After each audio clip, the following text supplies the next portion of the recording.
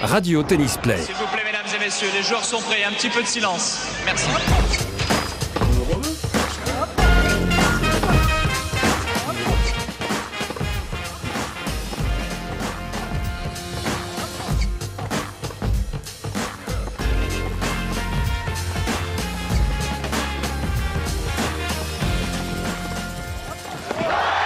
À circonstances exceptionnelles, émission exceptionnelle. Comme il est encore un peu tôt pour que nous débattions de ce Roland-Garros 2010, dont le premier tour n'est pas encore terminé à l'heure où nous enregistrons cette émission, nous avons décidé de célébrer, messieurs, un anniversaire. Et cet anniversaire, j'ai bien l'impression que nous sommes les seuls ici à Tennis Play à y avoir pensé. Oui, nous fêtons en cette année 2012 les 20 ans du Vengeur masqué. Ah ouais. Roland-Garros 1992 et cette formidable odyssée d'Henri Lecomte, alors classé 200e mondial, un Riton auteur d'un énième retour de flamme qui va se hisser jusqu'en demi-finale. Personne ne l'attendait.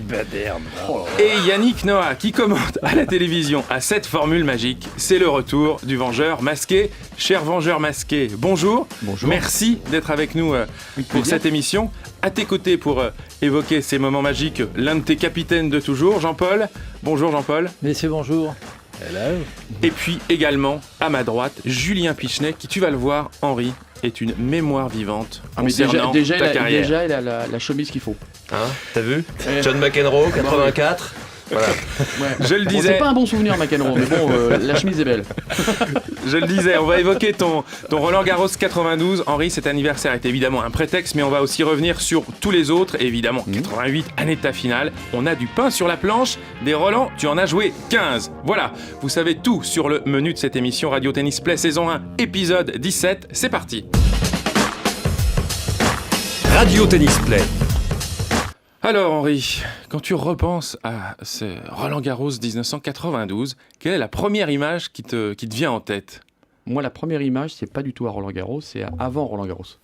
C'est tout le travail. Premièrement, faut pas oublier qu'on vient de la finale de la Coupe Davis 91. Non mais on va en parler. Voilà, donc je reviens en 92, je me dis j'essaie de bien me préparer et d'être au mieux. Et il s'avère qu'avant d'arriver à Roland-Garros, ça allait pas du tout.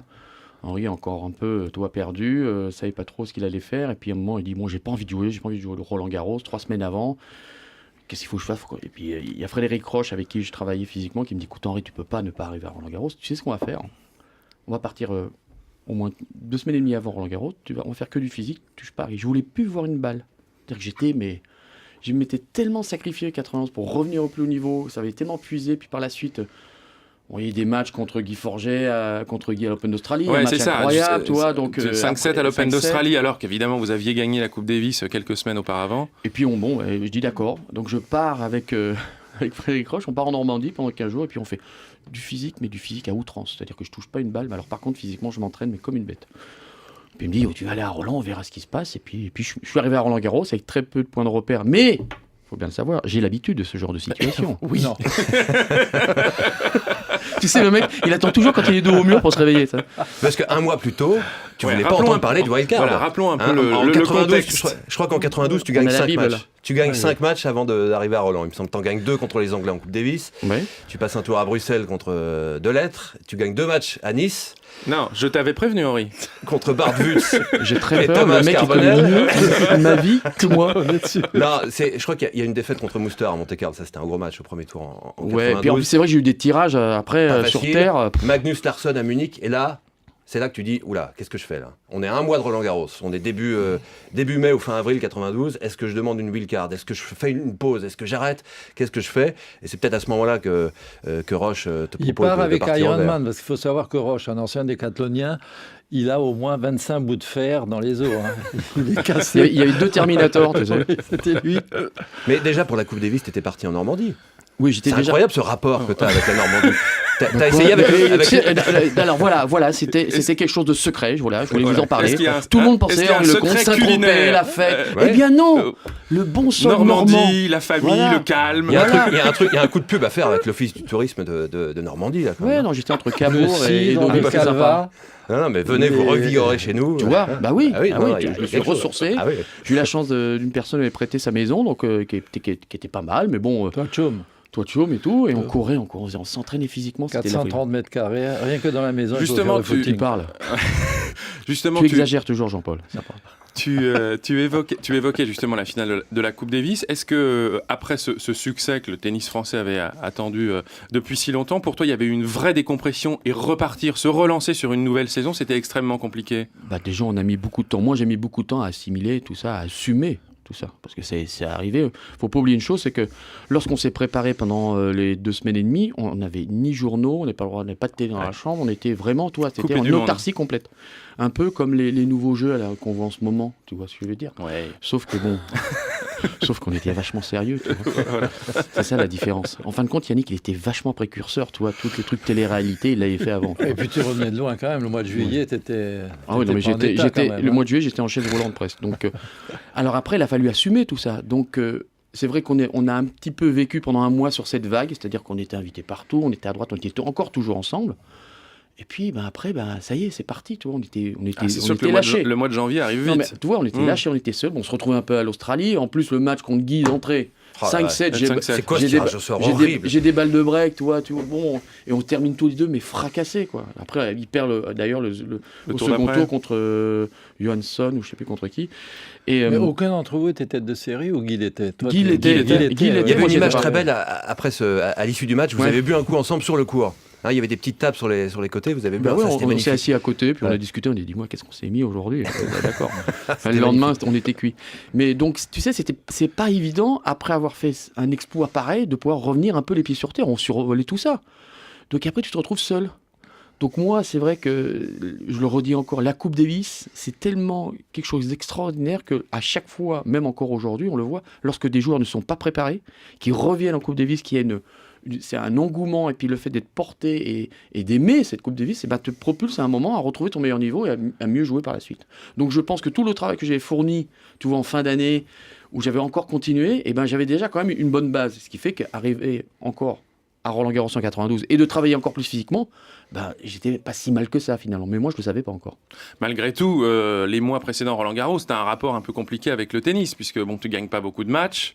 Ça c'est normal. Voilà, tu te sens pas au top physiquement, mais tu te dis, voilà, je tente un coup pour cette année-là. Mais je tente un coup sans vraiment savoir ce qui va se passer, parce qu'évidemment avec ton classement tu peux avoir un tirage horrible, enfin voilà, c'est un coup de poker. Jean-Paul, le conte qui existe, parce que il était un de ces joueurs, peut-être le seul en France.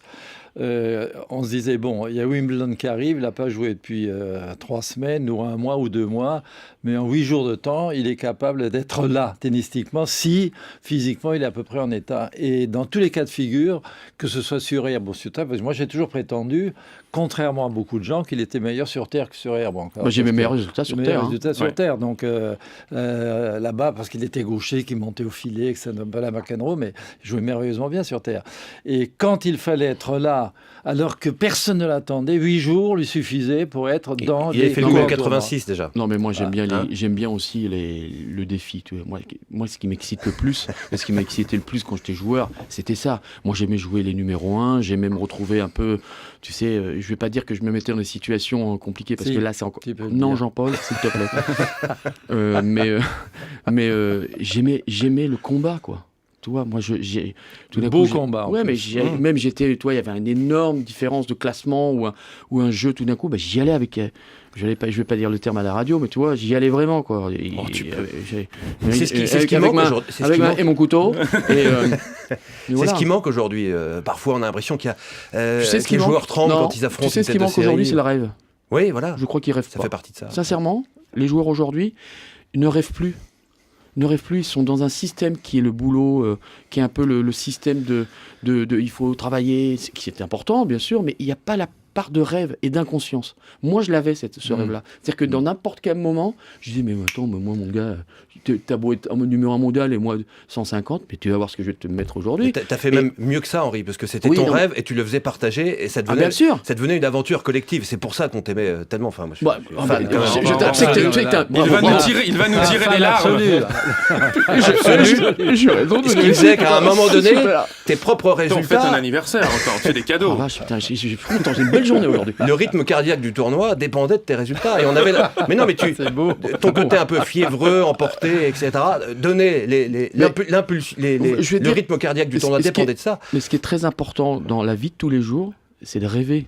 Tu peux rêver, je veux dire, tu rêves de conquérir quelque chose, tu travailles pour ça. Et même encore aujourd'hui, moi qui vais avoir 49 ans cette année, je joue encore au tennis, je m'éclate parce que j'ai ça, parce que j'ai le jeu en moi. Et après, lorsque tu arrives, tu te dis, bon ben, mon rêve, si tu te dis, bon, ouais, à 92, je disais, si j'arrive en deuxième semaine, c'est génial, toi. Et puis après, bah, tu te prends au jeu, puis après, tu y crois. Puis après, tu commences à battre les bons, puis tu commences à revenir sur des matchs incroyables. Et puis la confiance, comme dit Jean-Paul, bah, tout d'un coup, si tu as une bonne base, eh ben, je dis pas, tu es comme ça, tu es comme un. Tu veux dire, tu es le taulier, quoi. C'est important. Alors justement, à partir de quel moment, avant Roland-Garros, tu te dis, je suis quand même pas mal, j'ai bien bossé, il y a peut-être quelque chose à faire. Est-ce que tu sens les choses monter ou pas du tout? Ou tu es complètement dans l'inconnu quand tu débarques à Roland? Quand tu arrives à Roland, bon, j'étais très très bien physiquement parce qu'avec Frédéric Roche, que je remercie, que j'adore, que j'embrasse, que je vois plus assez Fred, rappelle-moi, c'était que j'étais un monstre, toi. Physiquement, mais je savais, quand tu es bien déjà physiquement, en plus que avec mon jeu, qui est quand même un jeu où tu prends des risques, où bon, je suis un petit peu talentueux comme mec, un tout petit peu, tu vois. Ah bon? Je peux essayer de faire des trucs. Donc ça, non mais tu vois ce que je veux dire. Mais si t'as une base, si t'as une base et que t'es au top physique, après tu peux te permettre à lâcher des coups. Et puis ça a commencé à rentrer. Puis je dis bon, mais écoute, je commence à m'éclater. Un tour. Bah, oui, un tour. Un Italien, tu te souviens de son nom? Massimo Ciero, qui était 140e. Oui. Il a rien compris. Il a rien compris. 6-1, 7-5, 6-0. Bah, tu vois, là, je perdais pas de temps sur le terrain. Hein. Voilà, donc bon tirage. Bon, là encore, on savait pas trop. Pour commencer.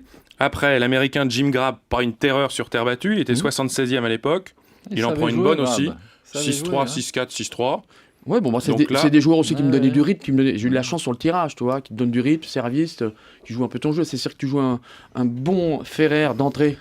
Pour visiter Roland-Garros, c'est pas mal. Si t'es pas là physiquement, tu joues au premier ou deuxième tour contre un 70e qui est en pleine bourre, tu peux y passer aussi, donc il faut être là. Les équivalents de Ferrer à l'époque, les Chesnokov, Svensson, tu les battais. Hein. Bah, après, j'étais en forme. Après, quand tu gagnes des matchs comme ça, je peux te dire, la confiance, elle est là. Hein. Il y a aussi un truc auquel il faut tordre le cou, j'en profite parce qu'Henri est là, mais c'est vrai, c'est qu'il faisait partie donc des joueurs faciles d'exécution.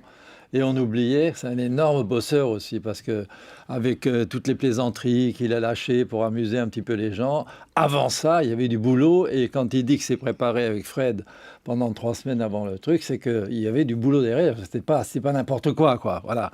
Donc, allez, on va arrêter un peu de dire que c'était facile pour Henri de lâcher ses revers, ses coups droits, ses volets. Il fallait quand même bosser. Hein.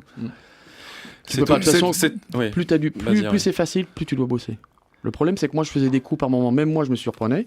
Donc, fallait les rééditer, tu vois ce que je veux dire. Donc, après, il fallait régler la mire, comme on dit, toi, pour bien viser.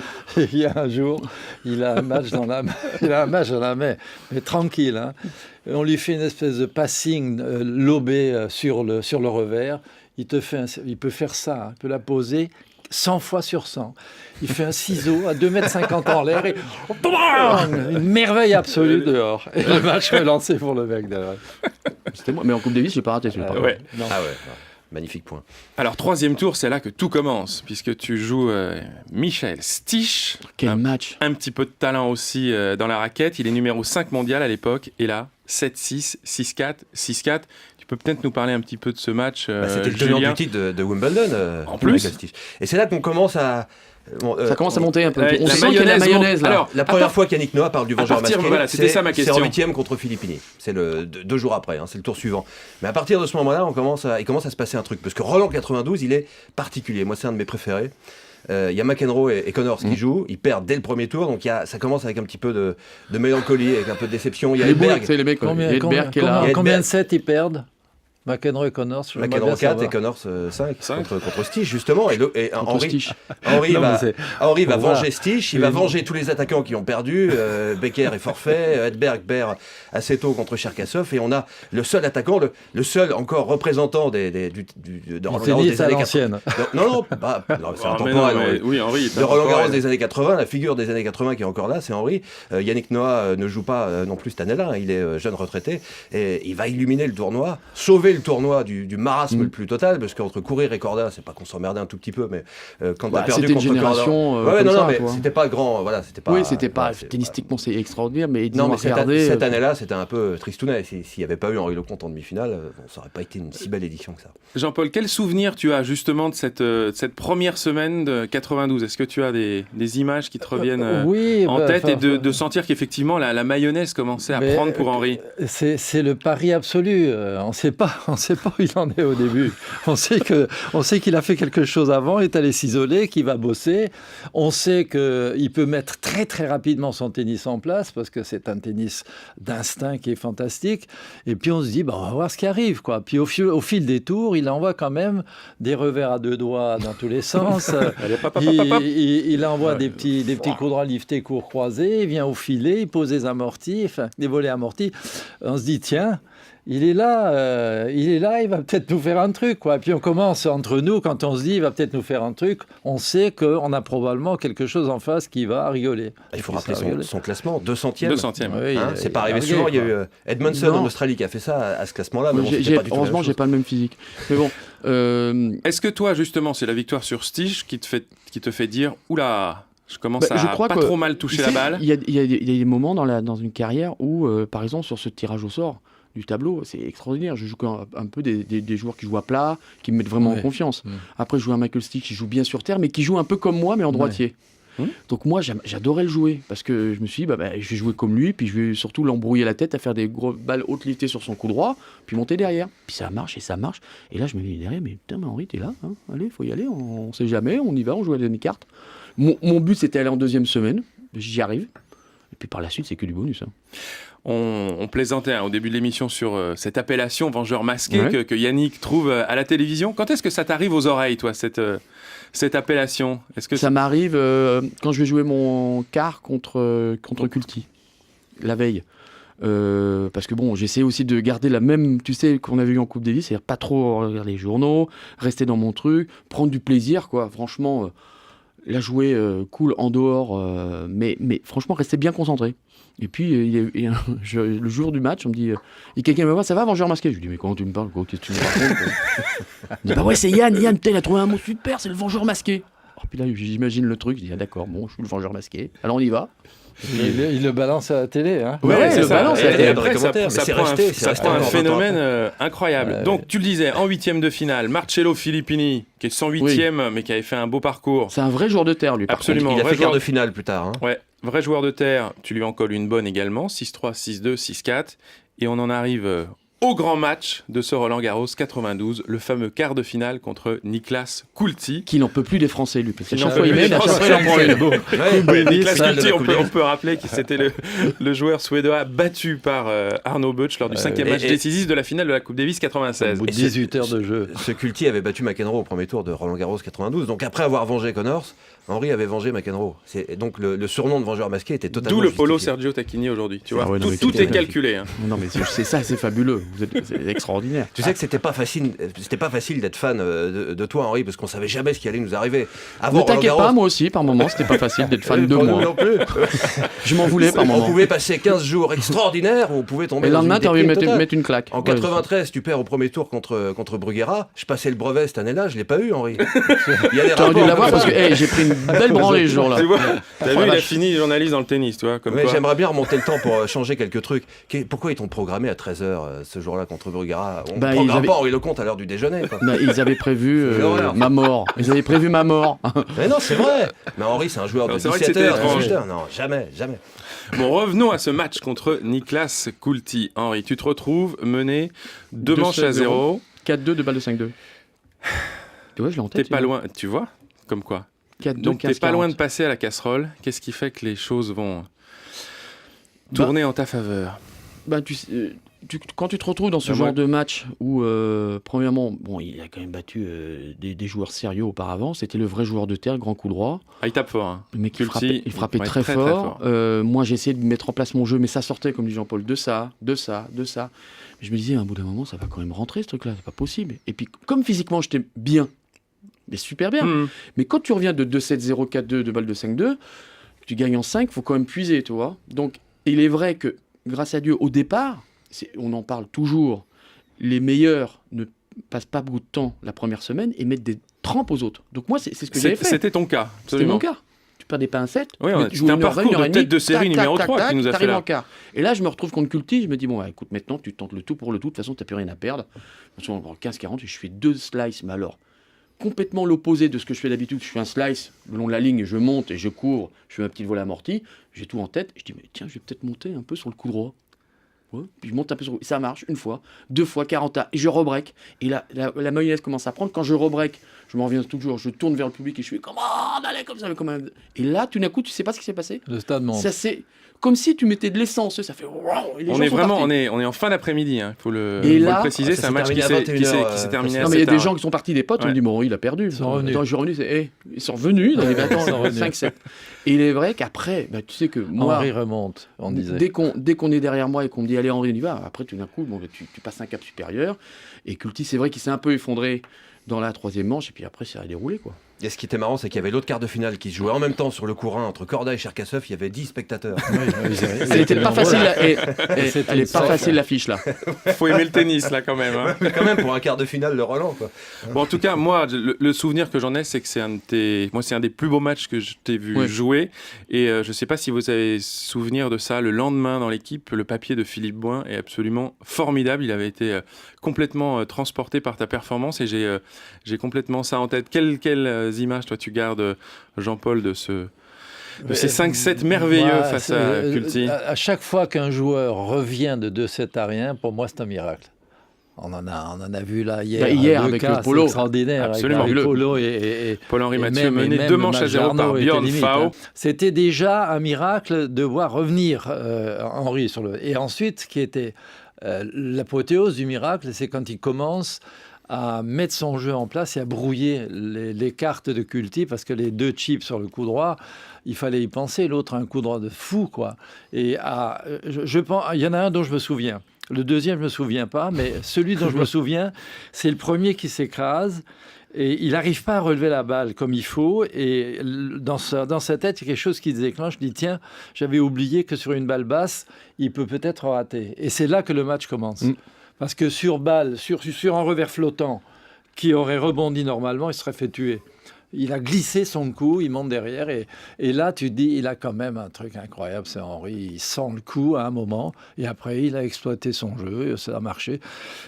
Henri remonte, j'entendais. Il gueulait les gens en haut des gradins.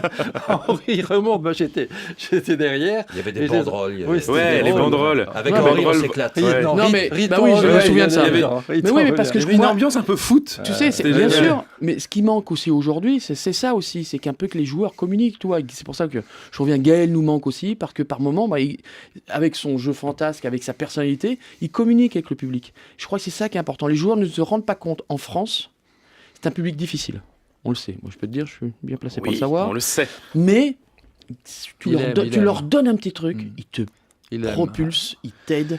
C'est arrivé une année d'ailleurs où lorsque Gaël s'est retrouvé en demi-finale. Il Ouais. avait pas c'était à peu près comme moi d'ailleurs. Il était arrivé à Roland avec pas beaucoup de Ouais, matchs ouais, derrière ouais, lui. souvent. Exactement. ouais. Et il a Ouais. été propulsé avec le public. Mais ça, faut l'utiliser. Au lieu de se dire oh la vache, putain, c'est Roland. Oh, putain, je sais pas ce que je vais faire.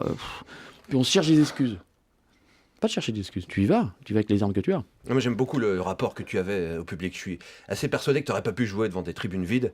Pas Ah pu non, mais tu produire rigoles, le les tribunes tennis. vides, moi, ça m'intéresse Hein, pas. ça t'intéresse pas. Et c'est cette générosité-là. Il n'y en a qui pas nous a beaucoup que plu. ça intéresse, hein, on a le haut niveau. bien sûr. Ils ont besoin Non, de mais il y en ça, a les qui joueurs. peuvent faire abstraction de ça. On a l'impression Oui, qu'il ouais. peut y avoir du bruit ou pas du tout. Ça ne Oui. les touche pas. Mais toi, Henri, tu Les avais un tel rapport. besogneux, les Tu- besogneux Non, peuvent on peut faire pas Ces dire jeux de on peut- regard que tu- non, on tu peut venais pas chercher, dire, quoi. tu vois, on peut pas dire que je joue pas. Je pense que c'est le cours qui fait de la chose. Tu peux avoir un autre cours qui est plein, ça va donner une très belle atmosphère. Mais quand tu as un central de l'époque qui était plus de 15 000, qui était mis, ils sont tous serrés comme des sardines et on y va, tu rentres dans une arène quoi. Là, faut y aller, je veux dire, c'est chaudron. S'il peut être positif, il peut être négatif. Il y a des joueurs ou des joueuses, c'était compliqué pour eux de jouer à Roland-Garros parce que c'est une pression qui est énorme, Et quand tu sors du couloir, Ah ouais, quand tu sors du des couloir, vestiaires, Même quand, il même quand faisait c'est noir à vide, même quand l'époque. c'est vide, c'est déjà Ah Faisait non, impressionnant. noir. nous, À c'était l'époque, pire faisait à l'époque. noir. C'était noir. C'était- Et tu t'avais le voyais mec qui juste prenait le la trou bâche blanc comme ça, là-bas. il faisait ça et tu rentres. Tu prends le soleil en pleine boum, tronche. t'arrives Et là, dans tu une fais. arène, t'as l'impression qu'il y a des taureaux qui Entre-temps, vont t'es passé encore du naître. vestiaire jusqu'à monter, dire je gagne, je joue bien, je mouille, je vais prendre une pâtée, là, tu passes dans tous les états, je vais l'exploser, tu vois, et tout d'un coup tu prends le truc, et là il dit ton nom et tu rentres. Et là, ça y va quoi. Aujourd'hui c'est assez, c'est plus très- soft. c'est plus ça, c'est assez Tu petit. peux te préparer, c'est allumé dedans, il y a de la lumière. Et c'est le couloir noir, le truc blanc que tu voyais, le filet là derrière la bâche, et tout d'un coup, la bâche qui s'ouvre, et zoom, C'était tu comme si avais, le mec, des il 100 enlève 000 la bâche, il donne un volts coup de dans pied, les il fait yeux. allez vas-y, tiens, va te débrouiller avec le lion là-bas. À peu près ça. Bon, on va évoquer les mauvais souvenirs parce que Bah, quand c'est même, normal. il y en a un. C'est bon. C'est cette demi-finale contre Petr Korda, qui était 8e mondial à l'époque. Tu vas perdre en 3-7, 6-2, 7-6, 6-3. Alors, qu'est-ce qui fait que tu avais été porté jusque-là par ton physique, par ton talent, et là, face à Korda, qui là aussi est un joueur de talent, paf, ça coince. Il faisait pas beau ce jour-là déjà. Déjà, oui, Il aime effectivement. pas Korda, moi non plus. Comme souvent, quand tu as perdu à Roland-Garros, il faisait pas beau. Mais qu'est-ce qui fait que ça fonctionne pas déjà, ce jour-là? Est-ce que, mine de rien, physiquement, ça commençait un petit peu à... Physiquement, j'étais un peu émoussé quand même. Parce que faut pas oublier que contre Culti, c'était pas simplement service volé, retour volé. Il fallait que je joue quand même du fond de cours. Une à droite, je cours, tu reviens de 2-7-0. Donc j'ai vraiment puisé là. Et puis je rejoue, en plus tout de suite derrière, je crois j'ai eu un jour puis j'ai joué assez rapidement. Et Korda, lui se retrouve, on dirait remonté comme un réveil quoi. En plus ma balle. Il était remonté comme un réveil. Non mais ma balle l'aidait parce qu'il prenait la balle très très tôt. Il donnait pas d'effet, il faisait un service de gaucher, il m'a beaucoup embêté. J'ai un petit peu mes chances dans le deuxième, si je fais peut-être un 7 partout, on sait pas. Et puis après, ça allait trop vite. Ça allait trop vite, j'avais pas le temps de m'organiser. Il me laissait pas le temps, il avait compris que s'il me donnait un petit peu de temps pour pouvoir faire un peu une balle haute, un petit slide, il serait embêté. Lui, au contraire, il est rentré dedans et je le déteste. était dans celui-là. un état Je le second, déteste. hein. Ouais. Je le déteste, mais je lui ai mis quand même la branlée après à le... Non, j'ai battu, disons, mais bon, après, on sait ce qui est arrivé, donc ça met... voilà, mais sinon, écoute, je regrette pas... C'était incroyable. 92, c'est mon plus beau souvenir, 92, sincèrement. Ah ouais, Ah ouais. C'est plus Il y a eu fort 86. pour toi que Bon, il y a eu effectivement, ta 86. demi 86 86, c'est belle. Mais regarde, elle est belle, mais elle est pourrie d'un côté, parce que je mène un 7-4-2 à réparer la pluie pour jouer Lendl en finale. En demi-finale. C'est là, contre à mon avis, Michael c'est Bernfors. cette année que je peux gagner, 86. Ouais. Et bon, le tennis, c'est Attention, comme ça. 7-4-1. 7-4-1, toi. Vendredi 6 juin 86. Moi j'ai envie de prendre une machine à remonter 35. le temps. Tu viens avec moi, Un Henri. 7 4 1 35. On fait un truc. Non, mais c'est vrai. Attends, Bernfors, il avait déjà surpris tout le monde. Il avait battu d'autres attaquants, Becker et Edberg avant. Et Henri, il le balade là. Je le balade et il pleut. Balade. Tu Ouais. fais la moitié du match. Et contre Lundell, parce que Lundell avait très peur d'Henri. Bah Faut oui, savoir. évidemment. Très très peur. Lendl, j'aimais bien jouer le petit. Bon les amis, c'est très bon d'ouvrir la malle aux souvenirs, Ouais. mais on va devoir passer à la deuxième partie de cette émission. Et l'autre thème qu'on va aborder, et c'est aussi pour ça que Henri est là, c'est quels sont un petit peu les secrets, justement, tu en parlais un petit peu, pour briller dans les tournois du Grand Chelem. Et puis on pourra aussi rebondir sur la fameuse déclaration de Jo-Wilfried Tsonga il y a quelques jours après sa défaite à Rome, sur le fait qu'a priori pour lui, aucune chance qu'un Français prochainement ne gagne un tournoi du Grand Chelem, et encore moins à Roland-Garros. Radio Tennis Play. Voilà, le vengeur masqué et démasqué, il est désormais en pleine lumière. Alors, Henri, le deuxième thème de cette émission, briller en Grand Chelem. Lorsqu'il avait gagné en 83, et c'est un petit peu ce que tu nous as raconté tout à l'heure, Yannick Noah était, comme je dirais, programmé cette année-là. Quand on reprend le fil des événements, il perd contre Manolo Orantes à Monte-Carlo. Il se sent vraiment un petit peu honteux. Un gaucher. Un gaucher encore. Et vraiment, je crois qu'il dit à Patrice Agelauer, écoute, tu me fais un programme d'enfer, c'est pour cette année, et ils vont bosser comme des dingues. Et Bien sûr. voilà. Et on sait ce qui est Je arrivé confirme. par la suite. J'étais avec lui.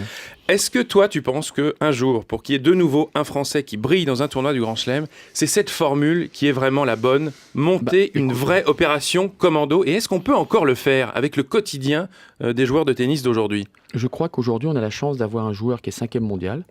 On a la chance d'avoir un joueur, Gilles Simon, c'est tout à fait un autre jeu, mais qui tire au maximum de ses capacités, c'est-à-dire de son jeu. Et encore, je trouve qu'il progresse, même si hier, il n'a pas fait un match. Mais au moins, il a progressé au bon moment. Il est un peu plus, il se rapproche de la ligne de fond. Mais écoute, je crois que dans la vie, de toute façon, il n'y a pas de secret. Si tu veux vraiment quelque chose, avant, tu bosses. Je sais qu'avec Patrice, par exemple, on en a parlé dernièrement.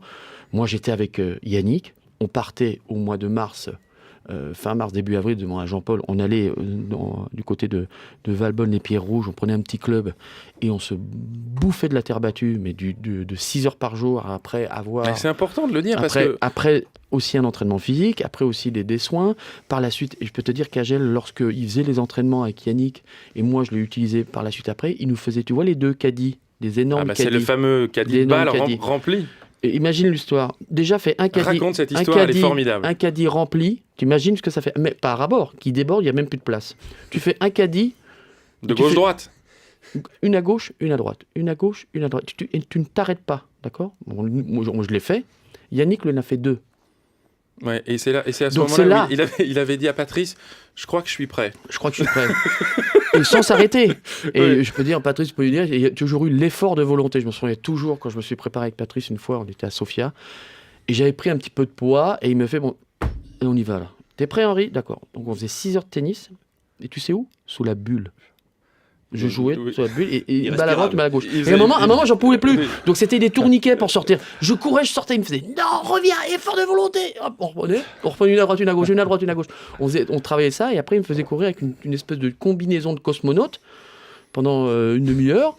Et voilà, et puis on était là pendant au moins 3 semaines. T'imagines la gueule des gens quand ils me voyaient passer, ils disaient mais c'est un martien ce truc. Mais de toute façon, pour le joueur d'aujourd'hui, s'il a envie de briller à Roland-Garros, il n'a pas le choix de se dire je prends les tournées du Grand Chelem, je prends la Coupe Davis dans mon agenda, et pour ma préparation de terre battue, et on le sait, et tous les joueurs le disent, lorsque tu es bien sur terre battue, tu seras bien sur toute surface. C'est la surface qui demande le plus d'engagement physique. Donc après, tu fais un programme. Et même Joe, il peut le faire. Quand il nous dit, de toute façon, il n'y aura pas un Français qui va gagner Roland-Garros, je suis désolé, c'est pas bon, c'est nul. Il faut un moment rêver. Tu es en France, on a la chance d'avoir un grand chelem, d'être devant ton public, tu mets tout de ton côté. Si tu mets, regarde, tu fais tout pour, tu te prépares, tu arrives à Roland, tu trébuches une fois, tu te regardes dans la glace et au moins, bon, j'ai essayé, ça n'a pas marché, ça va peut-être aller mieux la prochaine fois. Et puis tu y vas, tu continues, à ce moment-là, à condition que tu aies envie de le faire. Si tu n'as pas envie de le faire, c'est tout. Hein. C'est ce que je voulais demander à Jean-Paul. Est-ce que tu as le sentiment justement que les joueurs français et les joueurs d'une manière générale sont dans cet état d'esprit aujourd'hui ? Et est-ce qu'il n'est pas plus difficile pour eux aujourd'hui par rapport au quotidien qu'ils ont, et notamment les obligations de jouer les tournois.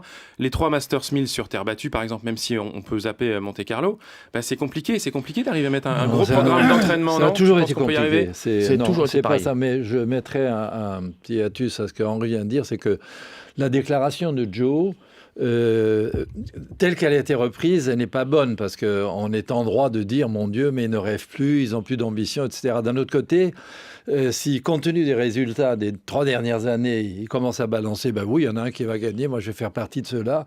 Le lendemain, il se fait tuer par la presse, qui lui disent mais ils rêvent ou quoi ? Il n'y a pas un Français qui a réussi à faire le moindre... Jean-Paul, entre rêver et dire je vais gagner, il y a un monde. Non, mais je pense qu'il a dit ça pour se protéger un peu. Oui, pour s'enlever la pression. Maintenant, c'est normal, ce qui est bien aussi. Ce que j'espère, c'est que il est capable, je veux dire, dans son organisation, de faire une programmation comme celle que certains joueurs ont faite pour arriver à leur résultat. Ça, c'est un autre problème. On n'est pas dans le secret des dieux, évidemment, de tous les joueurs français, mais j'ai le sentiment que c'est pas forcément mis en place chaque année et que Roland-Garros n'est pas l'objectif numéro 1. Et ça devrait l'être. Ça peut, oui, on passe. De toute façon, c'est un objectif majeur, Roland-Garros. Oui. Mais à la limite, on peut aussi penser qu'un joueur comme Joe devrait avoir comme objectif numéro 1 Wimbledon ou Flushing, parce que il est évident, d'après les résultats qu'il fait, je ne dis pas qu'il ne peut pas bien jouer sur terre, hein. Je dis d'après les résultats et son type de jeu, son poids, son gabarit, il est évident que c'est sur ces 2 ou 3 compétitions qu'il est le meilleur. Donc il peut se fixer, mais Roland-Garros, on ne peut pas... Il faut passer par là, quoi. Et comme il est français, et passer par là, ça veut dire il faut que j'ai quelque part en tête que je peux éventuellement quand même gagner, même si je ne le dis pas. Non, mais avant tout, Jean-Paul, lorsque tu es joueur de tennis professionnel et que tu as quand même 4 grands chelems, tu te prépares. Je dis pas, loin de là, je dis que Joe ne se prépare pas, bien au contraire. Mais tu t'es dit, bon voilà, je passe à Fauchou en 2e semaine, je vais en demi. Demi après, c'est un autre tour, c'est un autre tournoi qui commence. Et lorsque tu arrives et que tu commences à gagner tes matchs, comme moi, toi, j'ai fait, bon, moi je suis arrêté en demi, mais quand les bons, on voit, lui, il passe pas beaucoup de temps sur le terrain, tac, tac. Tu sais, les grands, ils sont là, ils se disent, j'ai intérêt à faire gaffe. Il arrive, l'autre là, il est, Ouais. il est plein de bourre. Donc attention, une demi à la maison. Après, tu rencontres un des trois tu meilleurs. joues à la maison. en C'est demi-finale, pas le même match. c'est- Hein. Un Français en demi. Imagine Joe en demi qui jouerait. Il est dans quelques tableaux. Djokovic en Oh, quart. oui, Ils sont Djokovic en Federer, quart. Djokovic en haut. Djokovic, déjà en quart. Tiens, c'est pas, à Roland, c'est chaud là. Hein. Ce serait formidable. Donc là, derrière, après, c'est autre chose qui commence. Mais de dire, bon, bah voilà, de toute façon, il n'y aura pas un Français qui gagne à Roland-Garros, faut être fou, tu sais que je dis pas, faut être si fou. je te pose la question, je Non. savais que Non, mais ça faut te être fou ferait réagir. faut être fou d'avoir envie de le gagner, tu vois. Faut avoir une folie. Faut avoir une folie en soi pour se dire, non, je vais essayer, je vais tout faire, même si tu n'y arrives pas, mais je pense qu'il l'a, ça. Joe, il l'a. Gaël, certainement l'a. Et d'autres joueurs l'ont aussi. Il y en a un qu'on ne parle pas beaucoup, c'est Richard, qui rejoue très très bien. Bon, il joue aujourd'hui, on va voir ce que ça va donner. Mais il faut l'avoir, cette Moi, je folie. crois qu'ils ont la trouille de dire Ouais, ils ont je peur. peux gagner parce que. Non, mais s'ils attends, se prennent une tôle derrière, non, mais c'est normal. Joe, on ne peut pas dire aujourd'hui qu'il peut gagner. Attends, je m'excuse, sur terre battue. Il n'a pas encore le niveau. Il est honnête avec lui-même. C'est vrai que c'était repris d'une façon un petit peu, tu vois, en disant bon. Mais il faut qu'ils y croient quand même un peu, les mecs. Si demain un joueur français, ou même un autre d'ailleurs, venait te dire, Henri, bon, t'as vécu plusieurs parcours au long cours en Grand Chelem, tu sais ce que c'est, file-moi un coup de main, comme ça, J'y se vais faire demain. avec Gaël. Oui. Mais quels seraient les premiers conseils et quel serait le programme un petit peu que tu mettrais en place pour que ce La joueur Normandie. voilà, arrive J'irai et voir. soit un avion au premier tour d'un tournoi du Grand Chelem? Bah déjà, tu fais un programme qui est quand même assez important. Tu prends les 4 grands chelems, déjà, c'est important. Tu les mets sur ton calendrier, tu mets la Coupe Davis. Et par la suite, tu fais une préparation. Tu dis, cette année, je veux vraiment mettre le paquet pour Roland. Et puis on fait une préparation. Et on y va. Comme j'ai fait moi. Et là, je peux te dire que ça va y aller. Donc Normandie, C'est simple, hein. Caddy. Non, mais c'est tout. Je pense que Joe peut vraiment gagner l'Open d'Australie. S'il est bien prêt physiquement avec une saison hivernale importante, en continuité tout au long de l'année, sans qu'il y ait des blessures, parce que, évidemment, je suis le premier à le Tu sais ce que comprendre, c'est. je sais ce que c'est. Et puis après l'Open d'Australie, on fait un programme, on allège un petit peu la saison en dur, puisque c'est pas un secret de polichinelle. Je pense que Joe l'a fait, il le fait encore aujourd'hui. Il a personne, mais il fait une programmation qui est assez intelligente. Il dit à certains tournois, je n'y vais pas, parce que il refuse aussi certainement des garanties à droite ou à gauche que certains ne font pas. Tu vois ce que je veux dire? Donc c'est reculer pour mieux sauter en fin de compte, parce que si t'es bien, après ça augmente plus. Hein. On sait combien touchent les joueurs, et puis voilà. Mais après c'est le. J'ai pas de chance. Je vais pas te dire c'est comme ça va fonctionner. Mais je l'ai vécu. J'ai fait aussi beaucoup de conneries aussi. Donc faut pas non plus. On les a fait. Yannick en a fait. On a tous fait. On a l'expérience. On a vécu des moments extraordinaires. Aujourd'hui, voilà. Si il y a un mec assez fou. Qui a tout d'un coup une envie de faire quelque chose avec moi, avec plaisir. Le coup d'épée dans l'eau de Gaël, c'est dommage, mais peut-être que ça va revenir, toi, je sais pas. Oui, parce qu'on pouvait imaginer que ça colle entre vous, parce que voilà, il a une personnalité assez extravertie sur le court, un tennis aussi un peu champagne à sa manière. C'est un petit peu évidemment différent de ton jeu, et c'est vrai que moi quand j'avais lu que peut-être vous alliez travailler un petit peu ensemble, je trouvais que l'idée était plutôt séduisante. Je sais pas ce que t'en penses, Jean-Paul. Moi, ce que j'en pense, c'est que Henri a un tennis champagne sur le court, mais je pense qu'à la différence de Gaël, il a un tennis laborieux quand il bosse. Je veux dire que la période de préparation qu'il décrit avec une simplicité biblique en disant tu choisis les 4 tournois du Grand Chelem, tu programmes ton année, tu évites quelques tournois et après tu bosses, tu prépares. Voilà. Le problème, c'est que peut-être Gaël n'est pas totalement centré sur conscient en plus. la totalité des efforts, enfin des concessions qu'il faut faire pour ça. Voilà. Par exemple, tu joues pas au foot 8 jours avant un tournoi de tennis quand la saison s'annonce, parce que tu sais qu'au foot, tu peux te blesser un adducteur. Enfin, voilà, c'est un petit détail, mais ce petit détail-là... il peut tout changer. Mais, voilà, il peut tout changer. Ouais. Donc, je pense que ce genre d'erreur, il ne les faisait pas. Il faisait d'autres choses qui n'étaient pas forcément les mieux ou les meilleures, mais en préparation, et il avait appris à le faire, en Bien particulier face à un fou du cours qui s'appelait Guillermo Villas, voilà, on y avec arrive, lequel il a eu la je chance peux de te dire, s'entraîner pendant un temps. je vais t'expliquer les préparations. Kyriak et Villas, ça, Quand c'est au tout tu début as de ta 16, carrière, 17, 18 ans, et que tout d'un coup on te dit bon viens, alors tu es à Roland-Garros. Rappelons qu'Henri a été cornaqué, si je puis dire, par Ion Tiriac. Bah oui, non, mais j'étais viré un peu de la Fédé parce que tu sais, j'ai un petit caractère quand même. Donc je me baladais à Roland-Garros et tout d'un coup je vois une espèce de moustachu qui arrive là. Oh là, français, le comte, viens là, viens avec moi, je vais te parler. Là, sur le 2, j'en sais toujours. Guillermo Vilas, fais les services. Je fais les services, je fais un kick, l'autre il retourne pas. J'avais 17 ans, je faisais mon kick, en plus j'avais le dos, tu sais, je faisais un élastique. Et Berg à côté, c'était la gnognotte. Ça giclait partout, il n'arrivait pas à retourner, c'était numéro 2 ou 1 mondial. Il me dit, je reste 1 heure, 2 heures, il me fait, je reviens demain. Je reviens demain.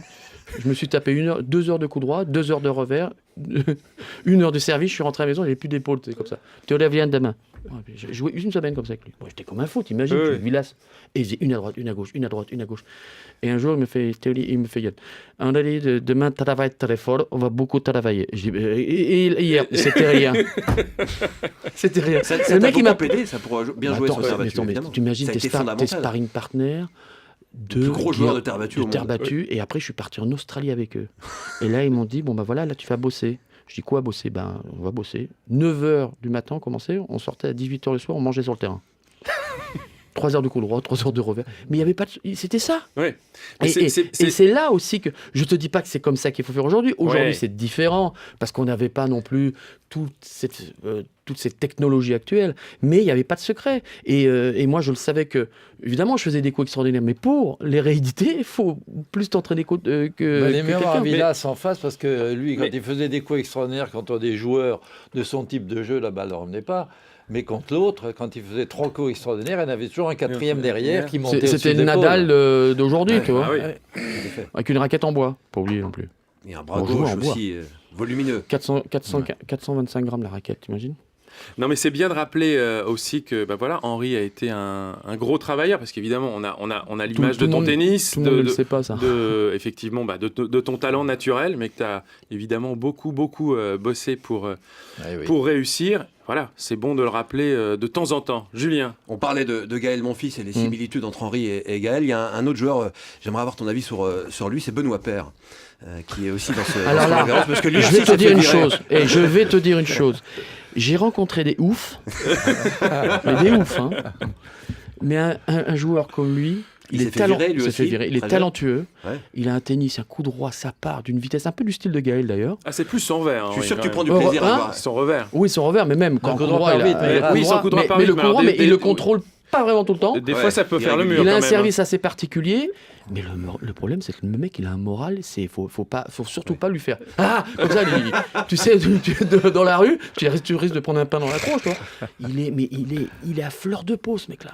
Le comte Paire, ça pourrait peut-être faire quelque chose. Hein. Ah, j'adore, je produis le truc. Non, mais je crois que c'est vrai que il a franchement du talent et qu'il faut arriver à le canaliser. Et le problème est là. Je crois qu'avant tout, j'arrête pas de le dire, mais c'est la base. Faut prendre du plaisir, faut pas se mettre tellement de pression. Et non, parce que Benoît Paire, quand il parle, il veut donner du plaisir au public. Hein. Il en fait un peu trop parfois, justement. Oui, mais c'est là que tu passes au-dessus et tu perds le fil du jeu. C'est assez curieux d'ailleurs, parce que hier j'ai appris quelque chose le concernant que je n'imaginais pas. Il est assis dans les gradins à côté d'une très très jolie jeune fille. Une joueuse. Ça, c'est normal. Et ils discutent. Et Jean-Paul, je comprends pourquoi j'étais tu es derrière, intéressé. il ne me voyait pas. Et à un moment donné, la jeune fille fait une intervention un petit peu vigoureuse par rapport à un joueur en disant « Ouais, il joue pas bien, il fait... bon, voilà ». Et là, il la regarde et disait « Non seulement je te trouve méchante, mais je trouve que tu n'as pas regardé le joueur tel qu'il est. C'est un type bien et c'est un bosseur. » Tu vois Paire qui sort ça sur les gradins de Roland-Garros. C'était pas lui, Jean-Paul, en fait. Il était resté devant, il a le long cou. Les bras j'ai dit, tiens, voilà une facette du personnage qu'on n'a peut-être pas encore réussi à dévoiler et qui est intéressante à voir. Ça m'a intéressé. Je voulais espionner un peu plus, mais ils sont partis derrière. J'avais un truc à faire. Bon, maintenant, si Benoît Paire voit cette émission, il saura maintenant que si Jean-Paul Lotte est dans les parages... Si tu nous regardes, fais attention. tu nous écoutes, pardon. Tu nous regardes aussi, tu peux. Messieurs, malheureusement, l'heure tourne. On va devoir mettre fin à notre discussion et on va passer à notre générique de fin. Radio Tennis Play. Radio Tennis Play numéro 17, c'est terminé. Merci à vous trois, Merci à messieurs. vous. Merci Henri. Bon plaisir. anniversaire encore, cher vengeur masqué, 20 ans déjà. Faut que je le mette. Hein. Merci aux équipes de RTL et de Tennis Play. Vous pouvez toujours nous contacter via notre page Facebook Tennis Play, notre compte Twitter Tennis Play TV. Henri est sur Twitter, il tweet pas mal, Absolument. suivez-le. Ou par mail à l'adresse contact@tennisplay.fr. Pendant Roland Garros, je vous rappelle que Tennis Play est sur le front, bien sûr. On vous propose chaque jour un coup de zoom sur l'un des matchs mythiques de l'histoire du tournoi. Et évidemment, il y a du Henri Lecomte, on ne peut pas vous le cacher. Tennis Play, le match contre Becker. Contre Becker, Beau match. 1988. Il faut que je le mette, ce costume du vengeur masqué. Il faut que je le mette, faut que j'en trouve un. Mais oui. À Roland Garros, je me balade comme ça. Il est de retour. Il est de retour, 20 ans après. Tu viens sur le ça serait court. génial. Mais Quand si, tu pourrais jouer. pour défendre la finale là, de Non, notre titre de de l'an double. dernier de double, tu En viens finale, sur et le sur court. le costume, j'arrive le vengeur masqué. Eh oui. Alors, je vais me Fais-nous ça. Ça y est, c'est une petite vois pression là. Ouais, Ah, je fais-nous vais essayer ça. de trouver ça. Le vengeur masqué. Et de retour pour le tournoi senior de Roland Garros. Voilà, clair. Tennis Play que vous pouvez retrouver sur le canal 140 de la Freebox ou par le menu VOD et évidemment sur le web. Messieurs, rendez-vous la semaine prochaine. Nous serons au soir des 8e de finale Ah ouais. à Roland Garros. Rendez-vous la semaine prochaine donc pour aujourd'hui. C'est fini, Michel. C'est fini.